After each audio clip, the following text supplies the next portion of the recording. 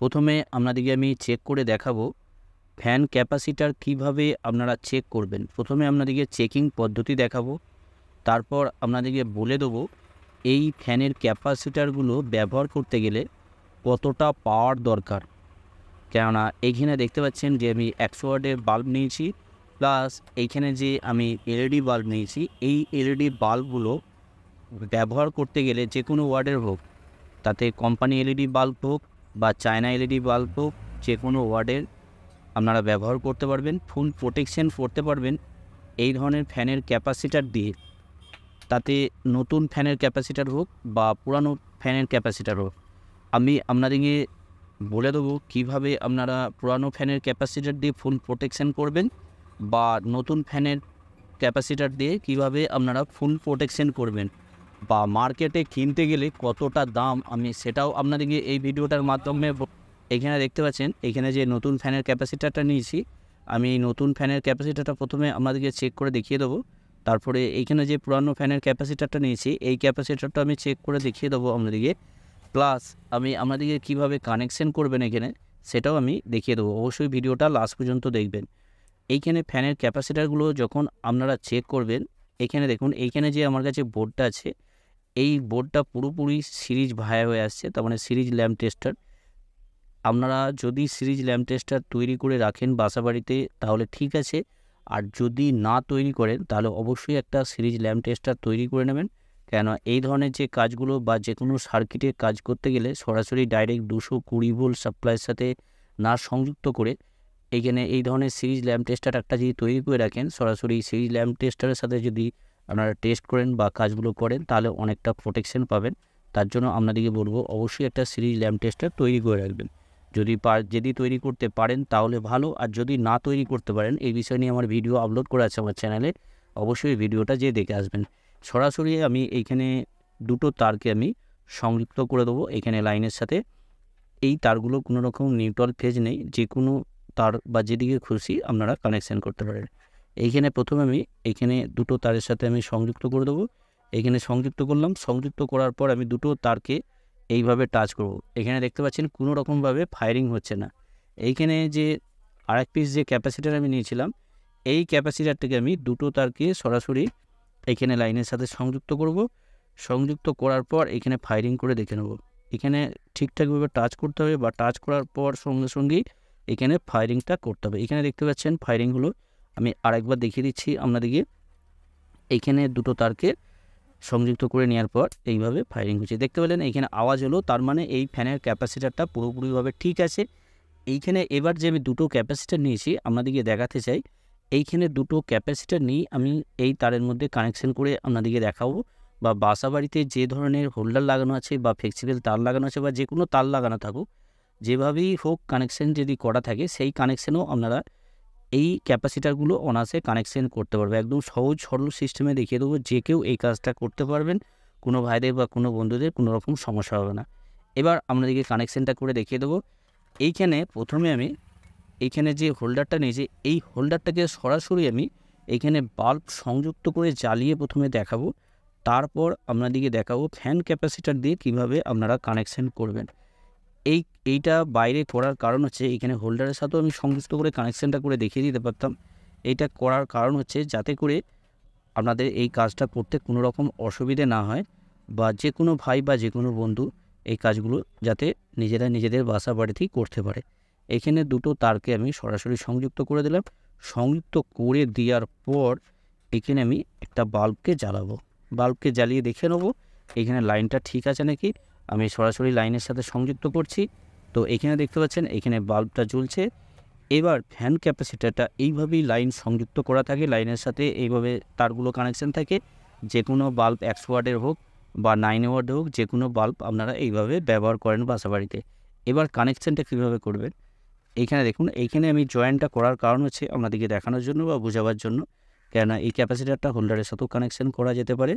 আপনাদেরকে প্রথমেই বলে দিয়েছি এইখানে যে ফ্যানের ক্যাপাসিটারটা আমি নিয়েছি, এখানে যে পুরানো ফ্যানের ক্যাপাসিটারটা দেখতে পাচ্ছেন, এই পুরানো ফ্যানের ক্যাপাসিটারটা আমি প্রথমে লাগিয়ে চেক করে দেখব, তারপরে আমি নতুন ফ্যানের ক্যাপাসিটারটা লাগাবো। এইখানে পুরানো ফ্যানের ক্যাপাসিটারটা চেক করার জন্য আমি এইভাবে এইখানে যে কোনো একটা তার, কোনো রকম নিউট্রাল ফেজ নেই, যে কোনো একটা তারকে আমি খুলে নিলাম। খুলে নেওয়ার পর এখানে আমি একটা তার এইখানে লাগালাম এইদিকে, আর একটা তার এইখানে এইদিকে লাগাবো। পুরোপুরিভাবে সিরিজ কানেকশান হচ্ছে, এইভাবে সিরিজ কানেকশান করে নেবেন। এইখানে ডাইরেক্ট 220 ভোল্ট যে এসি সাপ্লাইটা এখান থেকে যাচ্ছে, এখানে সরাসরি ফ্যান ক্যাপাসিটার ভায়া হয়ে তারপরে এখানে হোল্ডারের সাথে সংযুক্ত হচ্ছে। এখানে দেখতে পাচ্ছেন এইভাবে আমি সিরিজ কানেকশান করেছি। এবার আমি দেখে নেব এইখানে বাল্বটা জ্বলছে কি জ্বলছে না। এইখানে সরাসরি আমি লাইনের সাথে সংযুক্ত করব। তবে এইখানে যে জয়েন্টগুলো আছে, আপনাদের কাছে যদি এরকম জয়েন্ট থাকে অবশ্যই ভালো করে টেপ করে নেবেন, কেন কোনো রকম যদি লুজ কন্টাক্ট হয় বা এইখানে কোনো রকম যদি হাত লাগে তাহলে কিন্তু শক লেগে যাবে। তার জন্য আপনাদেরকে বলবো পুরোপুরিভাবে টেপ জড়িয়ে নেবে। এখানে দেখতে পাচ্ছেন কোনো রকমভাবেই বাল্বটা জ্বলছে না। এবার আমি এইখানে নতুন যে ক্যাপাসিটারটা আছে ওই ক্যাপাসিটারটা লাগিয়ে দেখাবো, প্লাস আপনাদেরকে আমি ভিডিওটার মধ্যে বলে দেবো এটাও যে পুরানো এই ধরনের পুরানো নষ্ট ক্যাপাসিটার দিয়ে কীভাবে এই বাল্বগুলোকে জ্বালাবেন। অবশ্যই ভিডিওটা লাস্ট পর্যন্ত দেখবেন। এখানে আমি একবার ফায়ারিং করে নেব। যে কোনো ফ্যানের ক্যাপাসিটার দিয়ে যখন আপনারা এই কাজটা করতে যাবেন প্র্যাকটিক্যাল, অবশ্যই দুটো তারকে এইভাবে টাচ করে নেবেন, টাচ করে নিয়ে ফায়ারিং করে নেবেন। তাহলে কী হবে, ফ্যানের ক্যাপাসিটারের মধ্যে যে ভোল্টেজটা থাকে সেই ভোল্টেজটা অটোমেটিক ডিসচার্জ হয়ে যাবে। এখানে আমি তারগুলো খুলে নেবো এইভাবে। খুলে নেওয়ার পর এইখানে যে ফ্যানের ক্যাপাসিটারটা আমি নিয়েছি এই ফ্যানের ক্যাপাসিটারটা আমি লাগাবো, লাগিয়ে দেখে নেবো এখানে বাল্বটা জ্বলছে কি জ্বলছে না। এখানে দেখুন এই যে ফ্যানের ক্যাপাসিটারটা নিয়েছি আমি 2.5 ইউএফ 440 ভোল্ট। এই ফ্যানের ক্যাপাসিটারগুলো মার্কেট থেকে যদি কিনতে যান খুব বেশি হলে 25 থেকে 30 টাকা দাম নেবে, বা অনেক সময় বাসাবাড়িতে যে ফ্যানগুলোতে ক্যাপাসিটার লাগানো থাকে বা প্রত্যেক ফ্যানেই ক্যাপাসিটার লাগানো থাকে, অনেক সময় কি হয় ফ্যানগুলো যখন স্লো ঘোরে আস্তে ঘোরে সেই মুহূর্তে দেখা যায় ফ্যানের ক্যাপাসিটারটা চেঞ্জ করতে হয়। ওই ফ্যানের ক্যাপাসিটারটাও যদি আপনারা লাগান তাহলে কি হবে, এই এলইডি বাল্বগুলো ফুল প্রোটেকশন হবে, প্লাস হচ্ছে দীর্ঘদিন ব্যবহার করতে পারবেন। তাহলে পুরাতন ফ্যানের যে ক্যাপাসিটার, যে ফ্যানগুলো স্লো ঘোরে অনেকটা আস্তে হয়ে যায়, সেই মুহূর্তে ওই ফ্যানের ক্যাপাসিটারগুলোকে চেঞ্জ করতে হয়। ক্যাপাসিটারটা চেঞ্জ করে কি হয়, এই ক্যাপাসিটারটা বেকার বাসাবাড়িতে পড়ে থাকে বা ফেলে দেওয়া হয়। ওই ক্যাপাসিটারটা যদি লাগান অবশ্যই এই কাজটা হবে। তো আমি ফ্যানের ক্যাপাসিটারটা লাগিয়ে আমি প্রথমে দেখিয়ে দেবো। দেখিয়ে দেওয়ার পর আপনাদেরকে আরও কিছু আমি টিপস দেবো, অবশ্যই ভিডিওটা লাস্ট পর্যন্ত দেখবেন।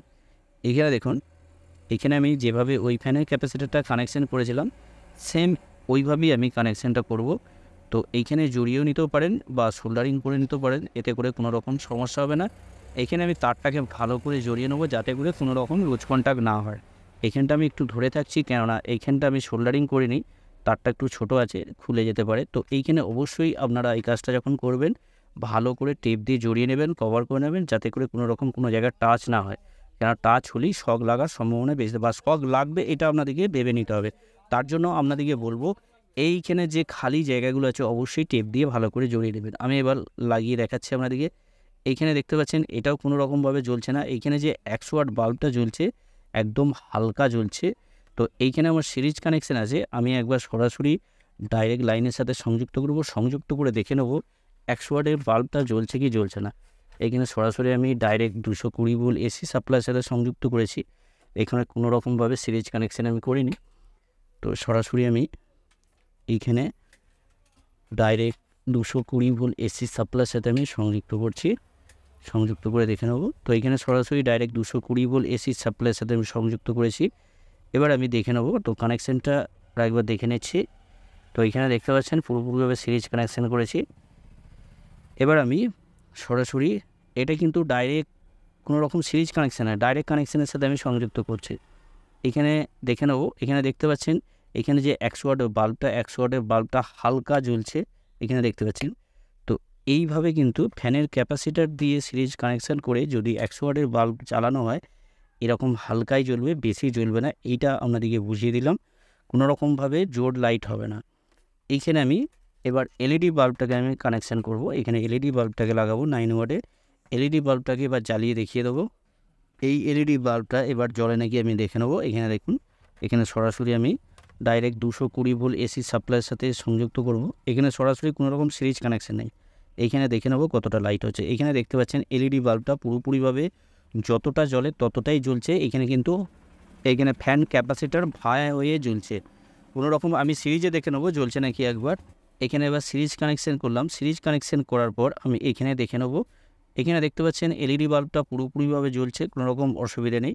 এইখানে তাহলে আপনারা কি বুঝতে পারলেন, এই ধরনের ফ্যানের ক্যাপাসিটার দিয়ে কোনো রকমভাবে এই ধরনের 100 ওয়াটের বাল্ব জ্বালানো যাবে না, বা যদি জ্বালান কতটা লাইট কম সেটাও আপনারা দেখতে পেলেন।